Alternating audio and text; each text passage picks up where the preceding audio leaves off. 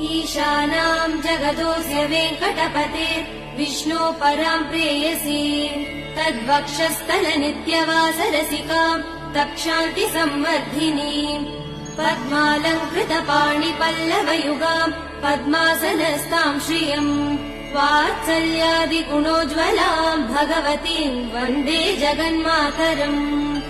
ईशानाम् जगदोऽस्य वेङ्कटपते विष्णो पराम् प्रेयसी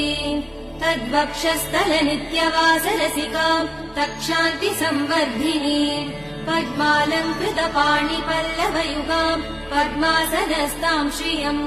वात्सल्यादिगुणोज्ज्वलाम् भगवतीम् वन्दे जगन्मातरम् श्रीमन्कृपाजलनिधे श्रुत सर्वलोक सर्वज्ञ शक्तनत वत्सल सर्वशेषिन्